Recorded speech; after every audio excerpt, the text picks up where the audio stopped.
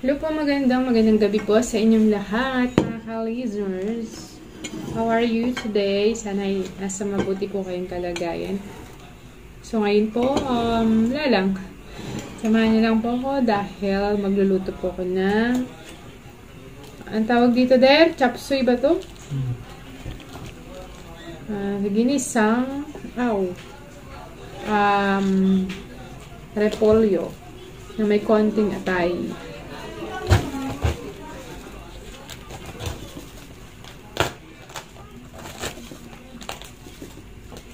Ayan, umaalog na. Ay, umaalog na yung ating mesa. Sorry po. Medyo siya, hindi siya stable.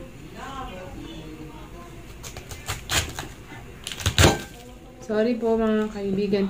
So, ang binili ko po ay isang buong repolyo.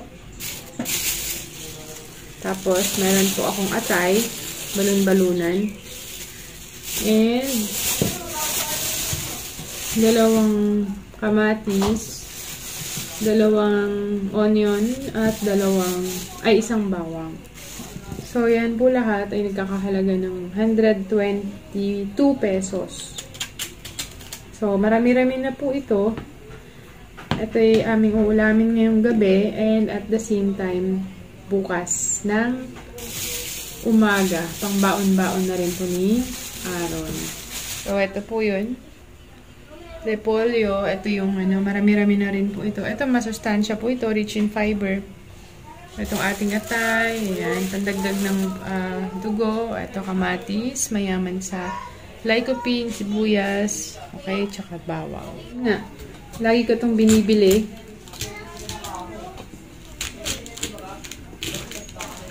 Sa halagang 122 pesos.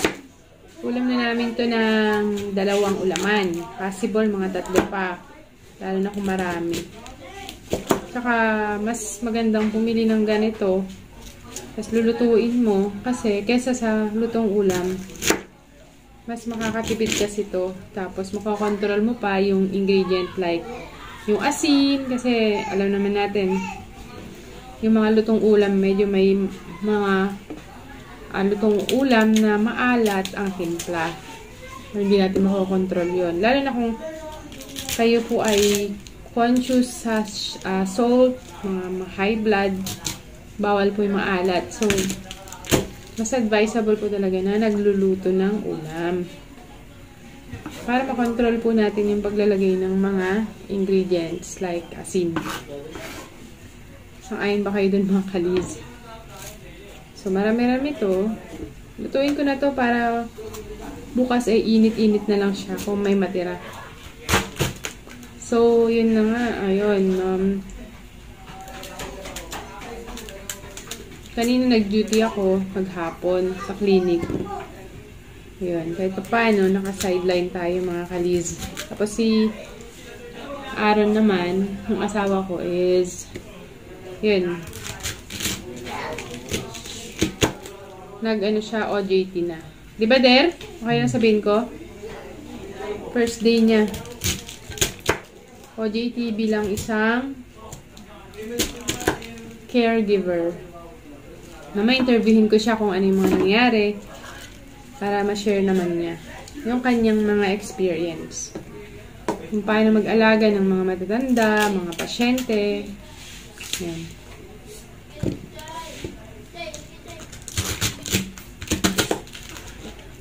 So, napakarami na nito guys. So, healthy pa. Diba? See? Pag nagluluto ako nito, gusto ko yung hindi masyadong overcook. Hindi siya overcook kasi nawawala na yung sustansya pagka no-overcook ang mga gulay.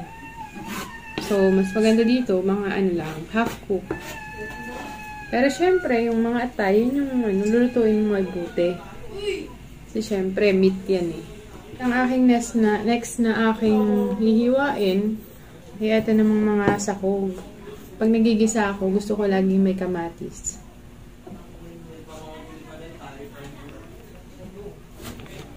Minsan may kamahalan na yung kamatis na ngayon, pero masarap to eh. Lalo na kung bagong pitas, yung fresh. gusto ko rin yung kumakain ng mga hilaw na kamatis. Wala lang. Mas nabubusog ako pag ang ulam may gulay kaysa sa yung karne-karne.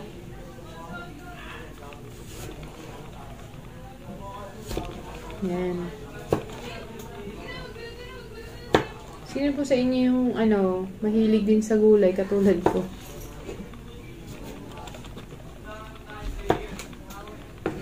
So, yan na nga. Ay. Simple lang. Yung ingredients, isang gulay, tas may sahog.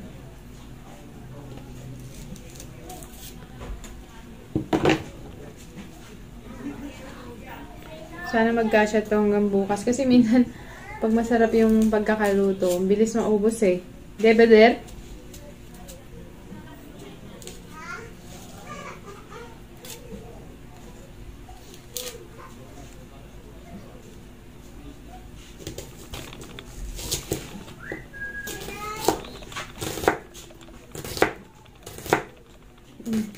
Sorry, gumagalaw yung aking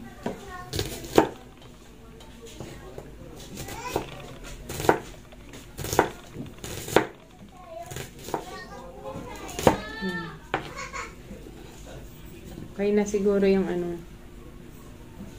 ito pang sa susunod na lang tong sibuyas na yan. Bukas ulit.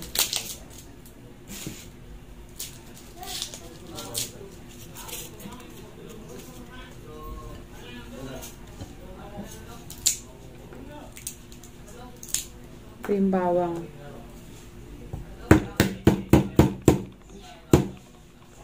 Maalog talaga yung mesa ko, guys. Sorry po. Buhay pa yung bawang.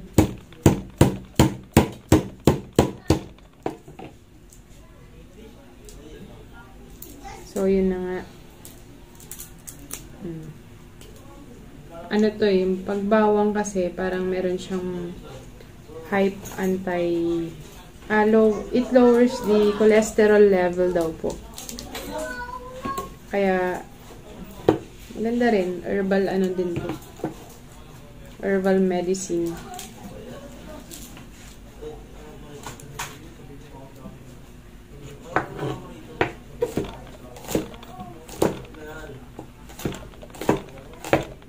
So, yun na nga. Meron akong bawang, sibuyas at kamatis. At repolyo po yung ating atay. Dami nito. Halagang 50 pesos to. So, ayan. Iiwain ko lang ng maliliit. Yung bite size.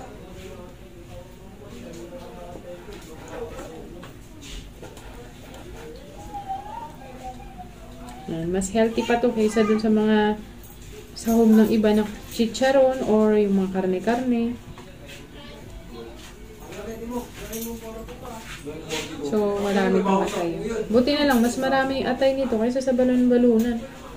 Minsan kasi pag bumibili ako ng balon-balunan, at pag hindi ko siya na-monitor, yung paglagay, ang daming balon-balunan kaysa sa mismong atay. Kaya, parang lugi.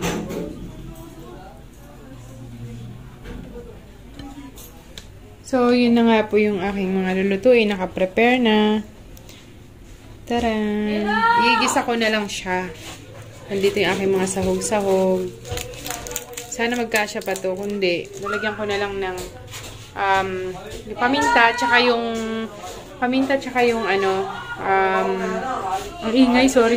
Yung paminta, tsaka yung asin. Guys! Okay, magigisa na po ako.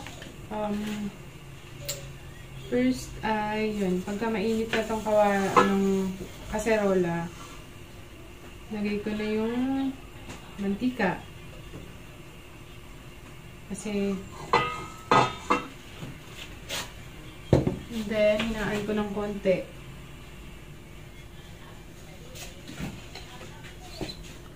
Then, igigisa ko muna itong ating atay.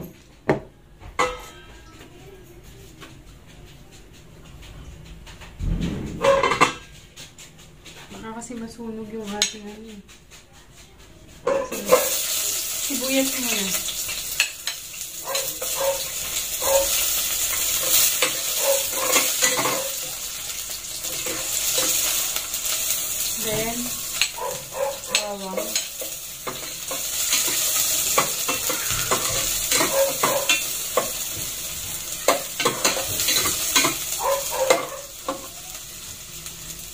tatalsik yung ano. Sorry, mantika eh.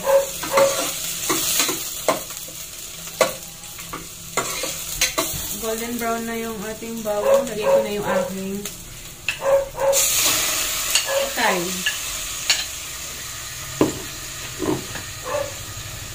Sarap ko mamaya mga kalis. Ay! Ano po?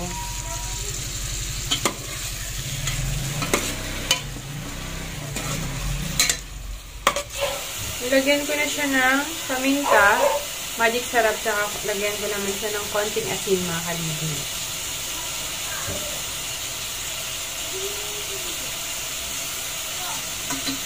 Para maglasa siya dun sa ating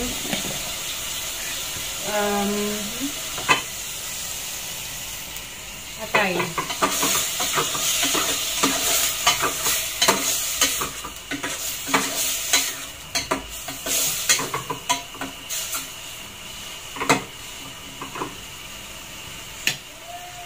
Medyo inaan ko na yung ating apoy dahil ano, para hindi masunog. Lalagay ko na itong ating kamatis.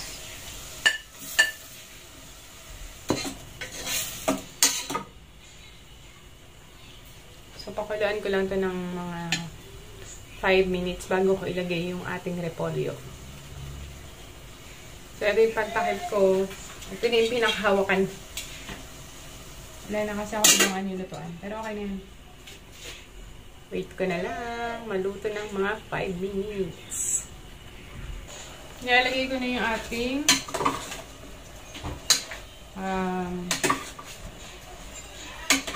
yung aking repolyo.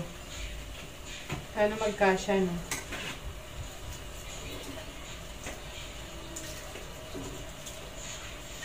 Kailangan kasi maglasa. Yung lasa nung atay, kailangan lumikit siya dun sa repolyo. Kaya mahalaga yung hahaluin ng hahaluin.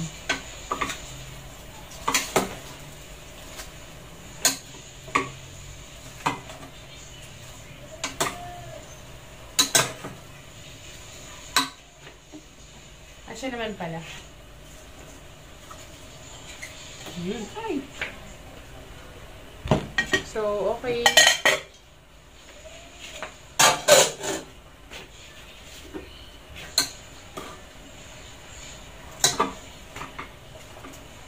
Gagawin ko, takpan ko muna para medyo maluto yung repolyo.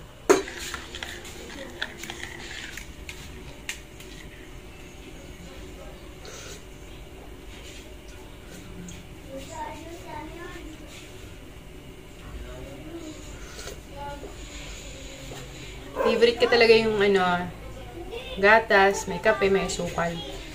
Hindi ako mahilig sa 3-in-1 kasi nagpapalpitate ako sa ganun.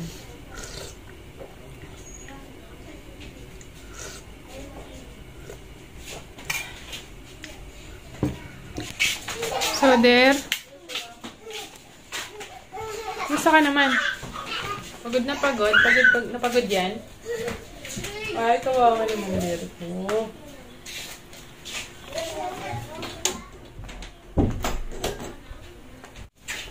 Let's eat, mga kaliz. Itong ulam namin. Pray. Yung namin sa lahat po sa biyaya natin. Ngayon pong pakasasa. Sudulot ng lakas. Tuloy ng gamit. Sa ngalan na Jesus. Amen. Yan. Kain pa tayo. Hindi makita yung natin. Pero okay na. Gusto mo ng kape? Sige, higop lang din.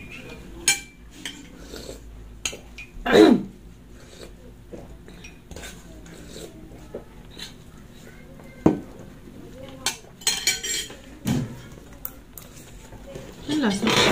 Yep. Sigurado ka? May kulong yun eh.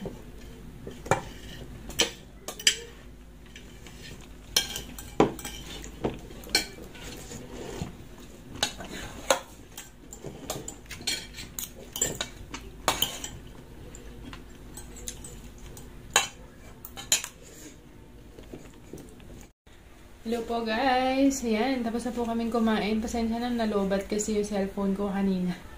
Kaya biglang naputol. So, ayun. Continue lang po tayo. Yan, dito ako ngayon para mag-interview. Natapos lang namin kumain ni Aaron. Okay lang ba, Aaron, pang tawag ko sa'yo, Der? Ayan. Tapos lang namin kumain and di ba, kasi po siya po ay nag-first day sa kanyang OJT bilang isang caregiver. 20 days po yung kanyang OJT. So, meron pang 19 days na tige 8 hours kada araw. So, yan. Kanina, may mga nababanggit din siya na mga experience niya doon. Ayan, gusto ko lang tanungin sa'yo kung ano ba yung mga naging pakiramdam mo, experience mo na masasabi mo na natutunan mo doon sa yung pag-duty. Ano yung na-realize mo doon sa unang araw ng duty mo? Or yung mga, ano yung ma-share mo na parang lesson na natutunan mo? Meron ba? Meron. Tulad ng edad nila. Nung nakita yung nagbabalik yung pagkabata nila, kasi isip bata, makulit. Tapos yung pagdumi nila, parang wala nang kontrol, hindi na kaya yung sarili nila. Kaya inano sila ng pamilya doon para alagaan. So, may mga ano din, hindi na nakokontrol yung pag-ihi, pagdumi. Ibig sabihin, lumudumi na lang sila sa mga salawal nila. So, ibig sabihin, pagka nagkakaedad na yung mga tao, yung katulad na inaalagaan nila, bumabalik na talaga sa pagkabata. Nag-uulyanin. Tama ba? Mababait naman. Hindi pa. Meron din makulit. Ako naman. Marami talaga mga kumukulit. Lang. So, last na yung tanong ko. Ano yung mga ginawa nyo kanina na mga activity? BP. Check ng BP. Temperature. Ano ba sila? Temperature.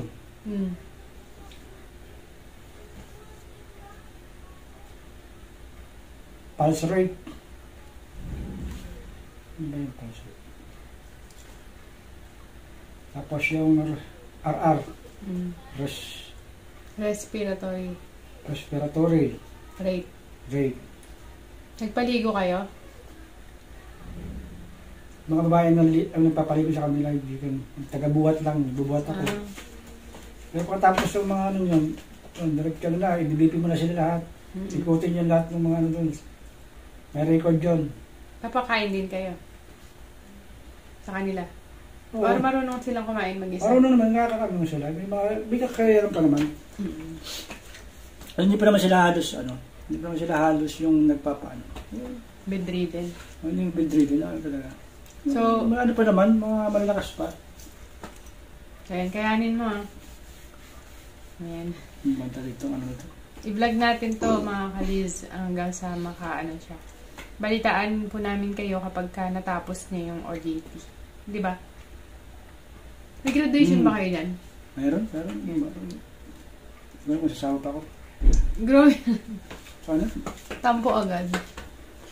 So, yun na lang po muna ang vlog po natin ngayon. Next time ulit, mga kaliz. Sana ay patuloy po ninyong panoorin at suportahan ang video ko.